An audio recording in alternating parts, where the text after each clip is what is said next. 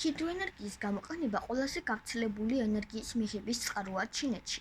2012 წლის მონაცემებით ყველაზე დიდი წყალსაცავიანი ჰიდროელექტროსადგური სწორედ ჩინეთში მდებარეობს. ეს არის მდინარე იანძზე გაშენებული სამი ხეობის კაშხალი. ჰიდროელექტროსადგურის მშენებლობა, რომელიც $24 მილიარდიანი პროექტია, 1993 წელს დაიწყო და მასში მილიონზე მეტმა ადამიანმა მიიღო მონაწილეობა. კაშხალი 185 მეტრის სიმაღლისა და 115 მეტრის სისქისაა. აქვს 6 ტურბინა და 80 ტერავატ-საათი ენერგიის წარმოების პოტენციალი წლიურად.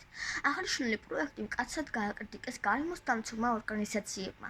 მიზეზი წყალსაცავების გარემოზე მამლის ზემოქმედების არგუმენტია. მეცნიერთა ნაწილის მოსაზრებით, წყალსაცავებიდან მუდმივად ხორციელდება დიდი რაოდენობით სითბური გაზების გაფრქვევა. სათბურ გაზებს წარმოშობს წყალსაცავში დაგროვებული ბიომასის ხრწნადი მასა. ბიომასაში მოიაზრება წყალსაცავში არსებული წყალმცენარეები და ცხოველები, მდინარის მიერ ჩამოტანილი ნაშალი ხეები, ნიადაგის ორგანული კომპონენტები და ასე შემდეგ. თუმცა წყალსაცავებიდან სათბური გაზების გაფრქვევის მაჩვენებელი გაურკვეველია. არ არის დადგენილი მისი ზუსტი გაზომვის პრინციპები და მეთოდოლოგია. ძირითადად გავრცელებული შეხედულების მიხედვით კი გაფრქვევების მაჩვენებელი არის უმნიშვნელო. თუმცა წყალსაცავების მშენებლობისას გასათვალისწინებელია ადგილობრივი პირობები. ჩვეულებრივ მშენებლობამდე წინასწარ ტარდება გარემოს ზემოქმედების შეფასება, რა დროსაც სხვადასხვა კომპონენტის მიხედვით ფასდება ჰიდროელექტროსადგურის ეკონომიკური, სარგებელი და შესაძლო უარყოფითი მხარეები. მიუხედავად იმისა, რომ ამაზონი ყველაზე წყალუხვ მდინარეა მთელს მსოფლიოში, მასზე ბევრი ჰიდროელექტროსადგური არ არის აშენებული. მიზეზი სწორედ გარემოზე უარყოფითი ზემოქმედებაა. მიჩნეულია, რომ წყალსაცავების მშენებლობისთვის ამაზონის ტყეების გაკაფა დაუშვებელია მათი განსაკუთრებულად მნიშვნელოვანი სახეობებისა და ჯიშების გამო. აღნიშნული თემა ხანგრძლივი დებატებისა და აზრთა სხვადასხვაობის საგანია.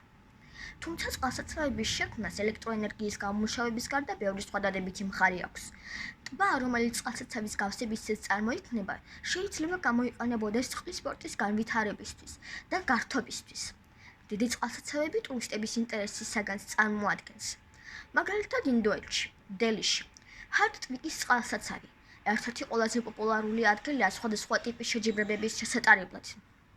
წყალსაცავები ცურვის, ნაოსნობის, თევზაობის და სხვა ღონისძიებების განხორციელების საშუალებას იძლევა.